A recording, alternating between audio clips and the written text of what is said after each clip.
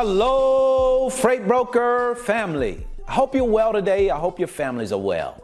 Today I wanted to come into your space because I want to talk to you about the two biggest challenges that you'll face as a new freight broker, right? Let's say you're coming into this business and you don't know anything about it. You're brand new, or you know very little about it. So you have to figure out some things in order to make this opportunity work for you, right? One of the things that you have to figure out, and you have to figure this out very quickly, and that is, how do you get customers to do business with you?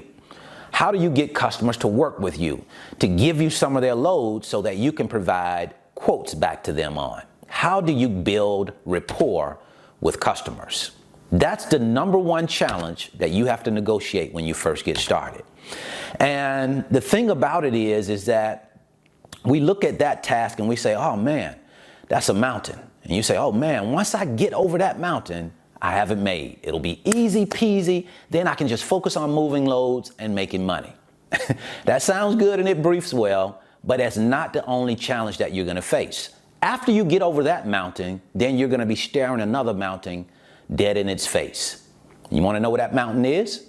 Now that you have loads, you have to get carriers that are willing to move those loads for you.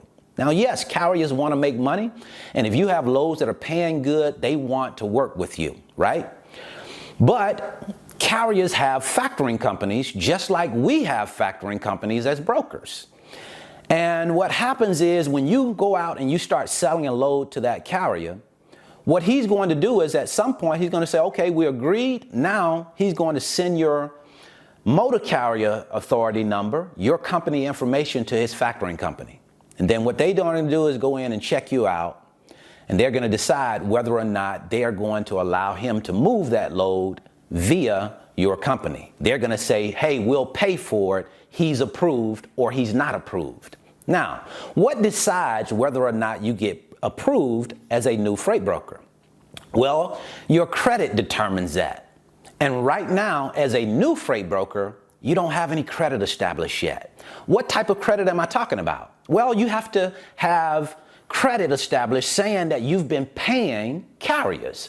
If you've been paying carriers and you've been reporting that somewhere, then you have credit established. You may have an A or B rating. That's a favorable rating. But if you're a new freight broker with less than 12 months in business, you very likely have an N, as in November rating. Means that you're too new to rate. So they are going to deny you credit. They are not going to approve that carrier to move that load with you. Okay? So now what are the workarounds? How do we get around this challenge? One way of maneuvering around this challenge is to try and get that carrier to work with you outside of his factoring company. Because if you don't have to go through a factoring company to get approved, then you can just work directly with the carrier. That would be a whole lot better. Now, how do you get the carrier to agree to that? Well, of course, you have to build rapport with that carrier. You have to make sure that he understands your number one priority is to make sure he's taken care of. How do you make sure that that carrier is taken care of? Is you make sure he's paid and paid on time, right? And what I do a lot of times when I first got started, I would say, hey, I am not responsible for paying my own invoices. I am going to make sure you're paid. I have a factoring company. They are backing me, so I'm going to make sure that you get paid. My number one responsibility, my priority is to make sure you get paid and paid on time because I want us to continue to work together. So I'm going to go that route first. Sometimes you'll have carriers say, okay, cool, that will work. I trust you. And then sometimes you'll have carriers to say, hey, you know what, man? I've been burned too many times by this. I believe you're a good guy, but I just don't, or I can't trust that, you're going to pay me when I'm supposed to be paid because I've been burned too many times, right? So we understand that.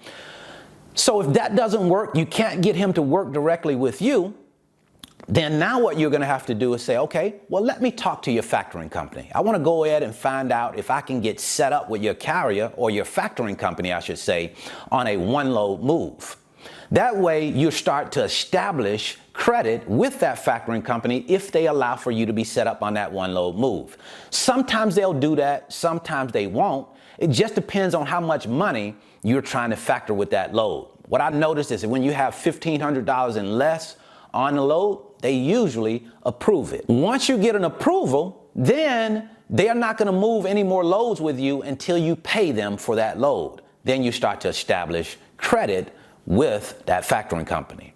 Now, that's not always going to work out. You're not always going to be able to do it that way. Sometimes you're going to have to abandon that carrier and just go to another carrier to try and get your load moved.